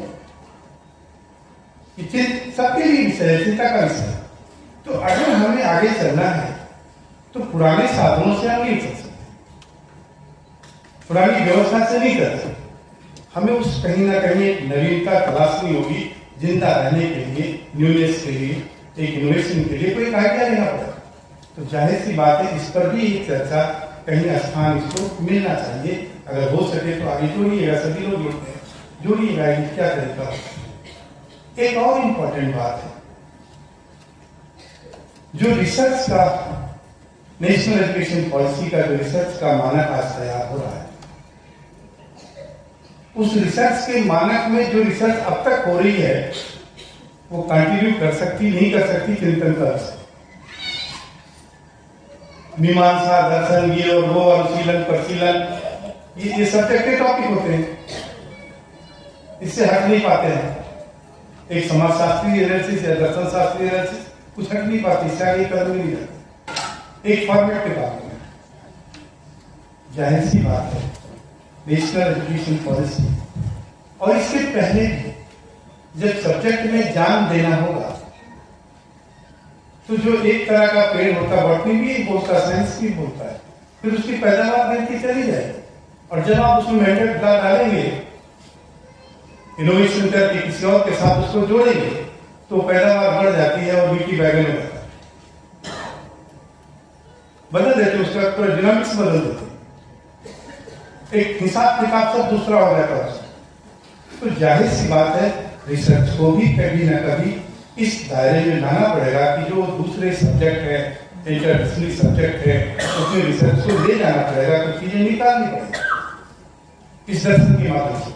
तो ये दोनों बातें बड़ी गंभीर विषय है जो रूटीन से हट करके हैं। तीनों बातें जो हमने आपसे चर्चा की, शेयर किया, इस पर कोई ना कोई कार्य बनना चाहिए। इतने बड़े विद्वान, इतने पीढ़ियों के लोग, हमें ये किताबें भी आपने बहुत लिखी, 5-7 किताबों का हम लोगों ने विमोचन किया, तो ये आसान नहीं है किताब का लिखना, किताब का विमोचन करना, लेके आना, ये सब है। लेकिन उन किताबों को भी दिशा देखेंगे तो वही दिशा है अनुशीलन, परिशीलन, मीमांसा और व्याख्या, इसके अलावा कुछ नहीं। तो ये इन बातों को आप जब भी कभी जोड़ेंगे, मैं विश्वास करता हूँ इतने बड़े लोग मंच पर हैं जिन्होंने पिछली दुनिया को भी देखा, आगे का भी विजन है, इतने अच्छे लोग और इतने नए लोग सामने हैं, तो इनको मिला करके कहीं ना कहीं बात करते हैं। पूरे बिहार में मुझे नहीं पता, लेकिन मैं ये देखता हूँ कि जो बिहार यूनिवर्सिटी एक्ट है उसमें सब्जेक्ट का बोर्ड ऑफ स्टडीज में, कंसेप्ट में, तो जहां से जान आनी है उस बोर्ड ऑफ स्टडीज में स्टूडेंट का पार्टिसिपेशन हो, बाहरी विश्वविद्यालय के एक्सपर्ट प्रोफेसर का पार्टिसिपेशन हो। अभी तो हम इन हाउस कोई चीज तैयार कर रहे हैं, ट्रेडिशनली जो चला आया उसी को परोस दे रहे। मुझे नहीं पता ये विषय का सिलेबस जो पढ़ाया जा रहा है इसका नवीनतम संशोधन का हुआ है या वो हमारे होम का आता है इस काम को, लेकिन वो जो किया गया उसका बेसिक आधार क्या था, उसमें लाइफ लेने की कोई बात थी या नहीं थी। बाकी 3 हटा दिए गए, 2 दूसरे नए आ गए, तो ये या जो दूसरे पहले वाले थे उनको भी है एक और जोड़ दिया गया, कोई सेंस इसका नहीं। जिसको हटा रहे हैं क्यों हटा रहे हैं, जिसको ला रहे हैं क्यों ला रहे हैं, उससे कितना नुकसान होगा क्वांटिफाइड, उससे कितना फायदा क्वांटिफाइड वे में होगा क्वालिटेटिव, ये कहीं ना कहीं मेजरमेंट हमारे पास, इसकी एनालिसिस हमारे पास नहीं है। ये सारे बड़े गंभीर विषय हैं जो विषय के साथ आपको जिंदा रहेंगे, विषय को जिंदा रखेंगे, विश्वविद्यालय को आगे। इन बातों को कहीं ना कहीं मन में मनन होना चाहिए, चिंतन होना चाहिए। जरूरी नहीं वो सीनियर्स की जो इनोवेटिव आइडियाज हैं वो कहाँ से आएंगे, उसका कोई पावर हाउस नहीं आपने एटीएम में डाला और तो निकाल रहा है, क्या यहाँ डाला कि वहां से निकाल रहा है, क्या कहीं से बारो कर लिया हमने उस टेक्निक को, उससे नहीं चलेगा। आपको कहीं ना कहीं अपने देश काल रीति के हिसाब से उन चीजों को जोड़ना पड़ेगा। अतीत हमारा गौरवशाली रहा, उस अतीत को फिर आगे रिपीट करने की जरूरत होगी, तभी तो गौरवशालीता उसकी बनी। वो बीच में हटा, ये बहुत सारी बातें इसके साथ जुड़ेंगी, भारतीय दर्शन के साथ तमाम सारी चीजें इसमें जब आप आएंगे तो जुड़े, तो उनको जोड़ने की कल्पनाशीलता, विचार हमेशा ऊपर से आए ऐसा कोई जरूरी नहीं, कभी कभी नए लोगों के साथ भी विचार। इतना बड़ा आइडिया जो गैस सिलेंडर के गिवअप का था, कोई पैसा नहीं लगा सरकार, इतना बड़ा आइडिया, उस आइडिया को देने वाले 2-3 बच्चों का एक एनजीओ का ग्रुप था, और उन बच्चों ने अपने इस आइडिया को माननीय प्रधानमंत्री मोदी जी के साथ शेयर किया, और शेयर करने के बाद वो गिव अप आइडिया लॉन्च कर दिया गया और तमाम सारे ऐसे लोग जो इस लाइन में आते थे जिन्हें नहीं मिलता था क्राइसिस के नाते, सबको गैस सिलेंडर और उसके चीजें मिल गई। पूरा स्वरूप बदल गया, एक इनोवेटिव आइडिया आया। तो ये आइडिया जब तक आप नहीं देंगे, इनोवेट नहीं करेंगे, तब तक स्ट्रक्चरल रिफॉर्म नहीं। किसी विश्वविद्यालय की 4 पोस्ट खाली है, उनको भर दिया जाए, ऐसे 10-20 हाल बना दिया जाए, रंग रोगन बेहतर कर दिया जाए, डिसेंबरिंग कर दिया जाए, रोड बना दिया जाए, 4 से 10 फूल लगा दिए जाए, क्या बनेगा? जिस काम के लिए विश्वविद्यालय जाना जाता है, जिस काम के लिए विश्वविद्यालय बना हुआ है, काम तो कुछ और है। आप देखें, नए को भी देखेंगे तो एकेडमिक पैरामीटर्स जितने उसमें हैं, उनका टोटल 750 होता है, 1000। और किसी भी विश्वविद्यालय को अगर ये मिलेगा, 1+ मिलेगा, तो ये मेजर फैक्टर जो 750 वाला है वहां से लीडरशिप का कंटेंट मात्र 50 है। आपका इंफ्रास्ट्रक्चर और लीडरशिप, इंफ्रास्ट्रक्चर 30 में, लीडरशिप 20 है। तो 20 नंबर 1000 में कहां टिक रहा है? बड़ा अच्छा भाई सांसद रोड पॉलिसी बनाएंगे, एक लीडरशिप दे, कोई अर्थ नहीं निकलेगा उससे। मेजर चेंज तभी होगा जब वो चेंज 750 का स्ट्रक्चर है। और ये भी बहुत सारा जब मिनिस्ट्री आएंगे कि हमारे जो 22 डिपार्टमेंट विश्वविद्यालय में फैकल्टी में सोशल साइंस और ह्यूमैनिटीज में बनते हैं और 5 डिपार्टमेंट साइंस में बनते हैं, 27 डिपार्टमेंट। 27 डिपार्टमेंट का जब एनालिसिस, एकेडमिक एनालिसिस होगा, तो इनमें कुछ ऐसे भी डिपार्टमेंट होंगे जिनके 2 पब्लिकेशन मिले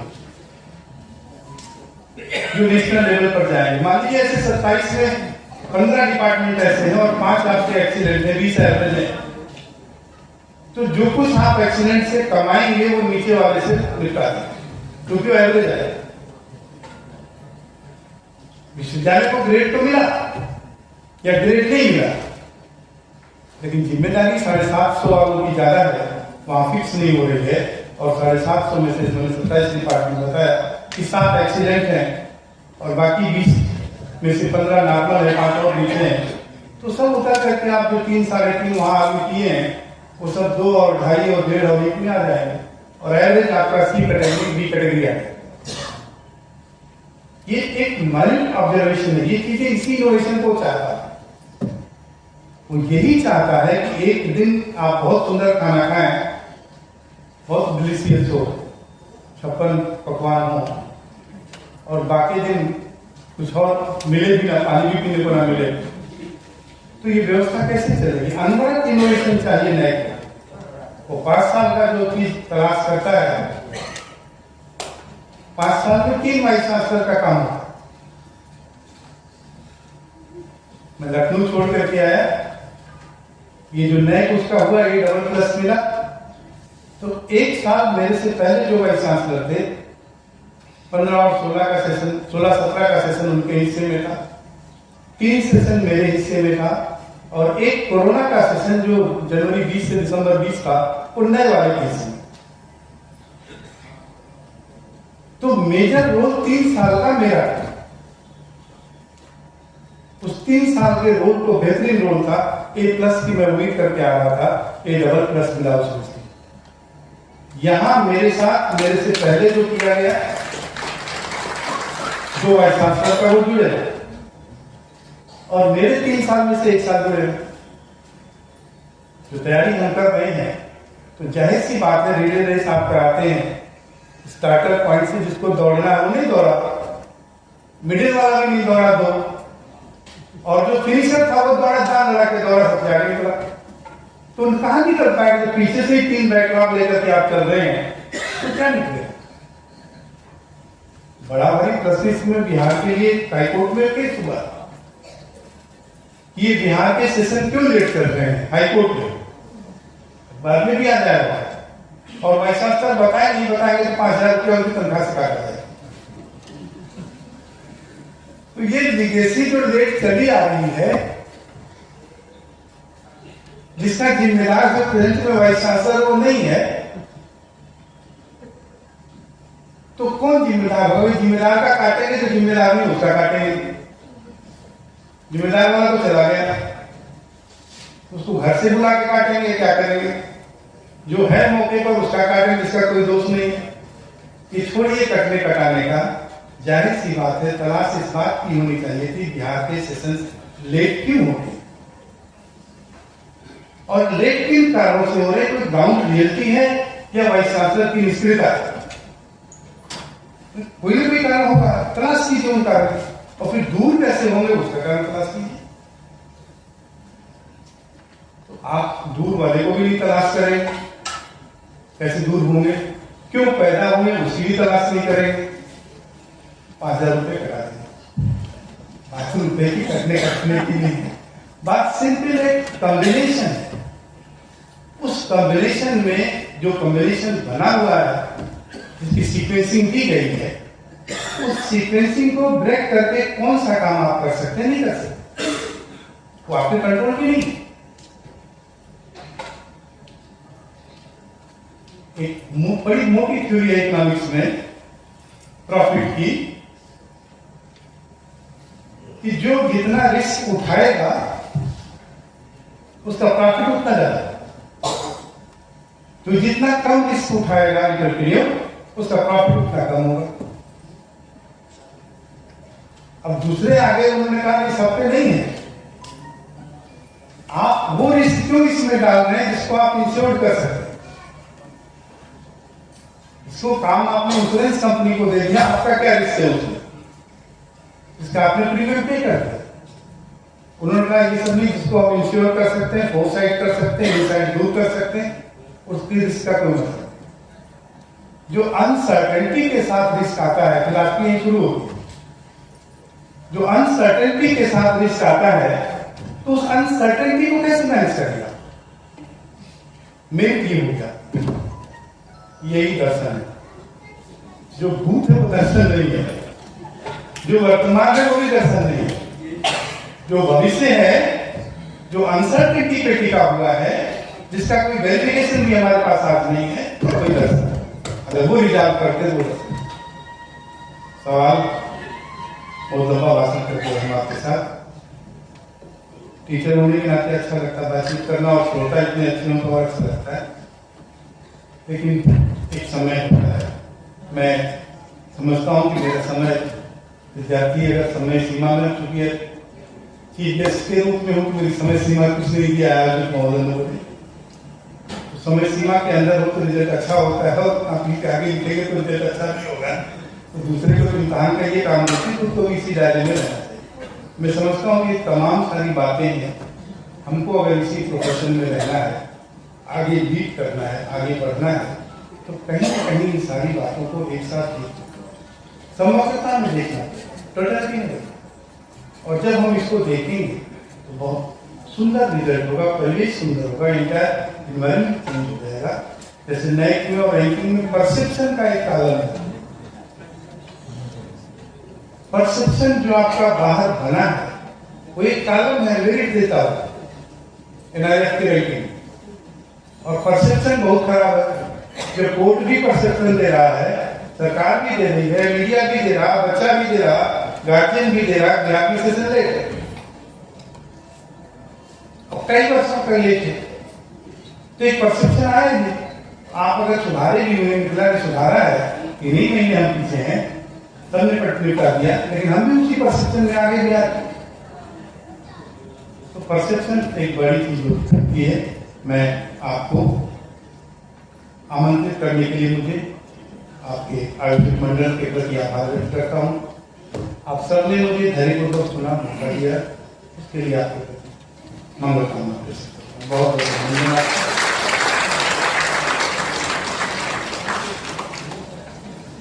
बहुत बहुत आभार माननीय कुलपति महोदय। धन्यवाद ज्ञापन होगा। आधा मिनट बीच में प्रधानाचार्य के सम्मान में एक प्रधानाचार्य की गाड़ी विलंब से पहुंची।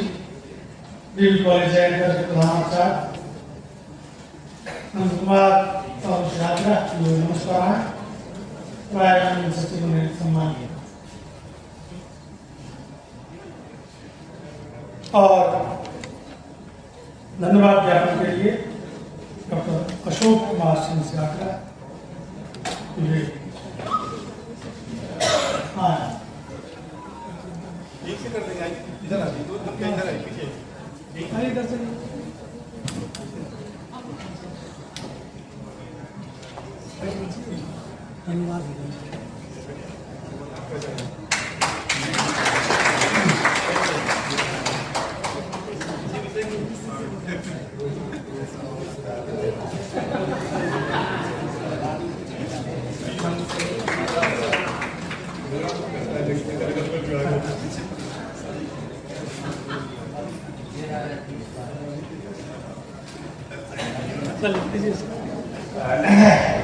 बहुत बहुत धन्यवाद मंच संचालक महोदय जिन्होंने मुझे धन्यवाद देने के लिए अवसर दिया। आज मिथिला की पावन भूमि पर माता सरस्वती के उपासकों के रूप में दर्शन परिषद बिहार के इस 44वें अधिवेशन में उपस्थित हमारे माननीय कुलपति महोदय, कुल सचिव महोदय, मंचासीन दर्शन शास्त्रियों के साथ साथ सभागार के सभी उपस्थित दर्शन शास्त्रियों का हार्दिक अभिनंदन करते हुए उनका आभार हमारा ललित नारायण मिथिला विश्वविद्यालय व स्नातकोत्तर दर्शन विभाग प्रकट करता है। दर्शन शास्त्र जो मूल रूप में सभी विषयवार अध्ययन सामग्रियों का मौलिक कारण होता है, सभी का ज्ञान विधियों की जननी है। उससे संबंधित दर्शन परिषद बिहार के 44वें अधिवेशन का आयोजन हमारे विश्वविद्यालय के लिए परम सौभाग्य एवं सर्वश्रेष्ठ उपलब्धि है। मंचासीन व सभागार में उपस्थित दर्शन शास्त्र के अधिकार विद्वानों व ज्ञान उपासकों के प्रति हृदय से हम सभी ऋणी हैं। आप सबों की उपस्थिति से यह अधिवेशन ही नहीं वरन विश्वविद्यालय व संपूर्ण शास्त्र समाज भी गौरवान्वित होता है। इस धन्यवाद ज्ञापन के द्वारा हम लोग आपके ऋण से ऋणी नहीं होना चाहते हैं। धन्यवाद सब व इसकी क्रियात्मक परंपरा वास्तव में आप सभी दार्शनिकों के लिए बनी है, जिसके द्वारा ज्ञान का अनावृत दीप समर्पण जगत में प्रज्वलित किया जाता है। हम पुनः आप सभी की उपस्थिति पाकर प्रसन्नचित्त हैं तथा आगे भी आपके लिए आगे दिखाए रखने का संकल्प व्यक्त करते हैं। आप हमें सदैव गौरवान्वित करने व अपने आशीर्वाद से ज्ञानात्मक तृप्ति प्रदान करने की कृपा करते रहेंगे, ऐसी हमारी उम्मीद है। अंत में मैं इस अधिवेशन में सहयोग करने वाले जितने भी कर्मचारी हैं, मीडिया कर्मी हैं, मैं सबों को हार्दिक धन्यवाद देता हूं और अपने वक्तव्य पर विराम देता हूं।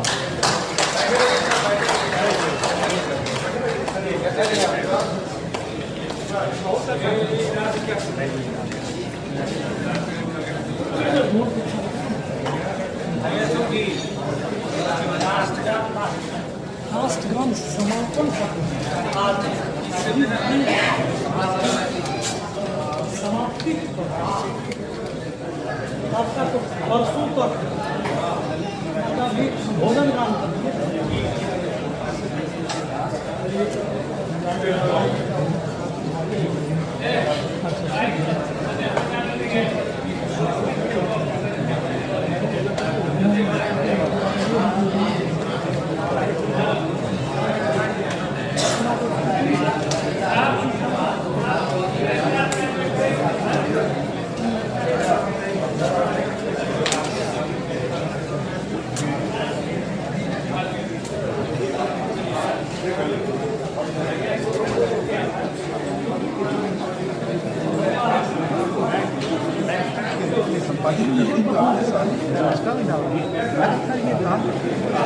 काम है। मेरे ख्याल में किसी भी ज़्यादातर तो जिसको मैं जानता हूँ किसी भी परिषद में ये बात नहीं होती है। ये अनूठी बात है इस परिषद की, जो इस परिषद को मान्यता देती है, एक कंटिन्यूटी देती है, एक ग्रोथिंग देती है।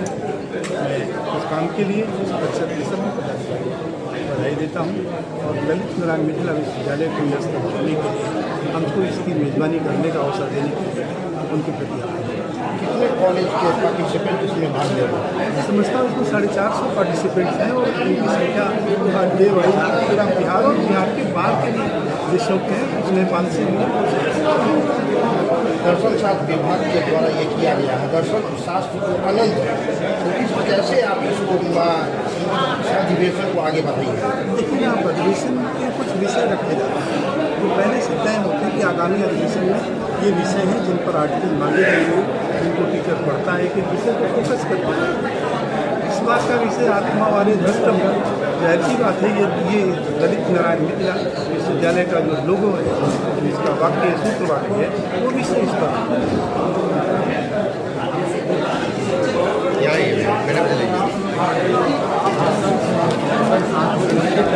और इस तरह घोषणा की जाती है। आप समूह से आग्रह की भोजन के लिए जाएं, इसी हॉल में अगले कार्यक्रम में धन्यवाद। एक के गए मैम, आपकी अध्यक्षता में ये सब कुछ हो रहा है, क्या कहेंगे और क्या उद्देश्य है, इसका लाभ मिलेगा इनसे?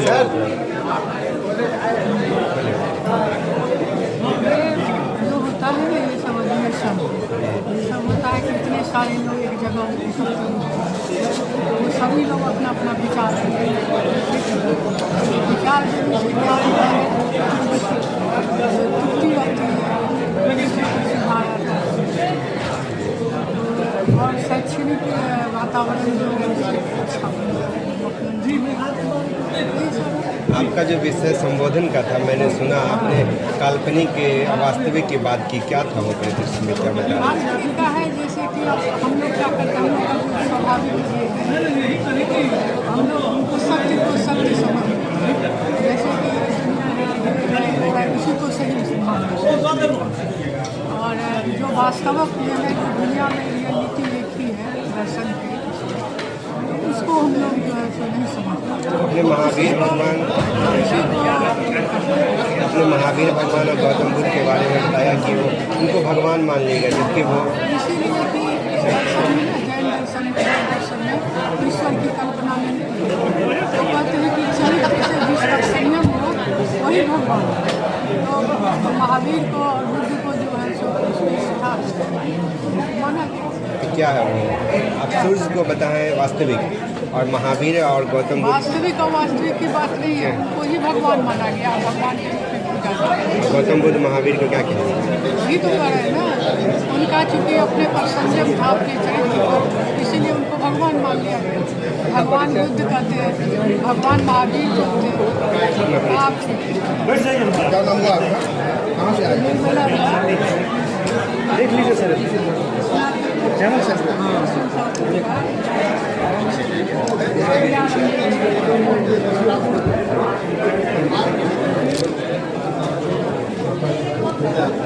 कौन किया करो